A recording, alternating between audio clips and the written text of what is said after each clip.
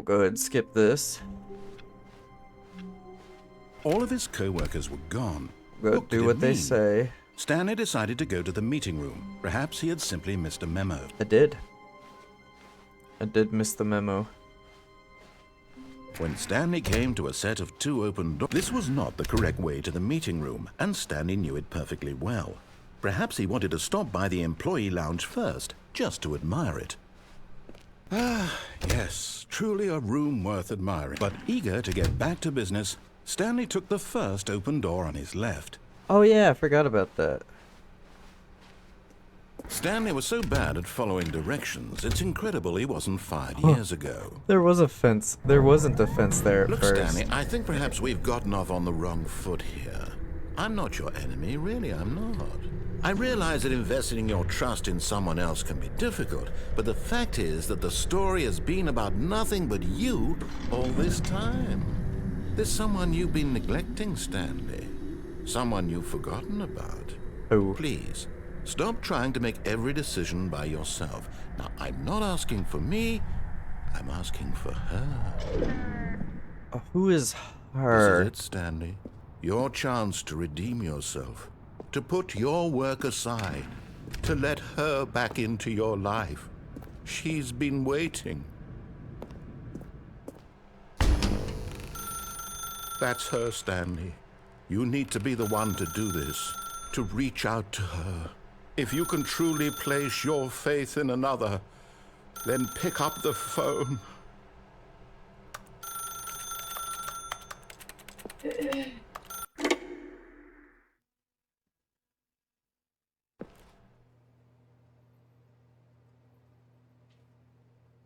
Wait. Stanley, is that you?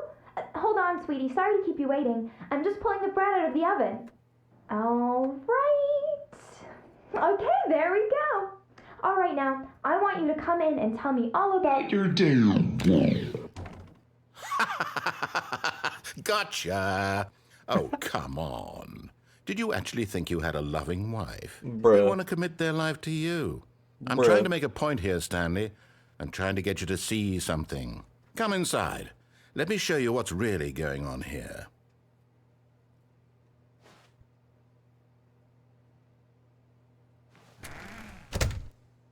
This is a very sad story about the death of a man named Stanley. Good morning, employee. 427, press G on your keyboard. Stanley is quite a boring fellow. He has a job that demands nothing of him, and every button that he pushes is a reminder of the inconsequential nature of his existence. Please plus Q. Look at him there, pushing buttons, doing exactly what he's told to do. Now he's pushing a button. Now he's eating lunch. I don't have now lunch. He's going home. Now he's coming back to work. One might even feel sorry for him, except that he's chosen this life. I like my life. But in his mind, in his mind he can go on fantastic adventures. Yes. From behind his desk, Stanley dreamed of wild expeditions into the unknown, fantastic discoveries of new lands. It was wonderful. And each day that he returned to work was a reminder that none of it would ever happen to him. I just got raped into playing that with Please plus public. And so he began to fantasize about his own job. Where's the First, he TV? imagined that one day while at work, he stepped up from his desk to realize that all of his co-workers, his boss, everyone in the building had suddenly vanished off the face of the earth. The thought excited him terribly. Hey, I did get a good Please plus U to spend time with the So boys. he went further. He imagined that he came to 2 open doors and that he could go through either. At last, choice. It barely even mattered what lay behind each door. The mere thought that his decisions would mean something was almost too wonderful to behold. I was waiting on them. As he wandered through this fantasy Ayo. world, he began to fill it with many possible paths and destinations. Down one path lay an enormous round room with monitors and mind controls. And down another was a yellow line that weaved in many directions. yellow line, And TM. down another was a game with a baby. And he called it The Stanley Parable. Freeze plus L to tell your It kids was a such story. a wonderful fantasy, and so in his head he relived it again, and then again, and again, over and over, wishing beyond hope that it would never end, that he might always feel this free. Surely there's an answer down some new path, mustn't there be? Perhaps if he played just one more time. But there is no answer. How could there possibly be? In reality, all he's doing is pushing the same buttons he always has. Nothing has changed. The longer he spends here, the more invested he gets, the more he forgets which life is the real one.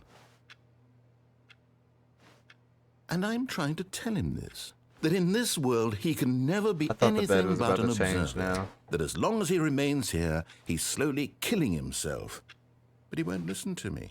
He won't stop. Here, watch this. Stanley, the next time the screen asks you to push a button, do not do it. You see? Can he just not hear me? How can I tell him in a way that he'll understand that every second he remains here, he's electing to kill himself? How can I get him to see what I see? How can I make him look at himself? I'm not pushing any more buttons. I'm just gonna sit here. Where you wanna go?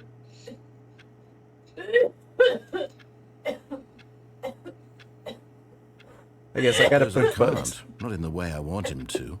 But I don't make the rules. I simply play to my intended purpose, the same as Stanley.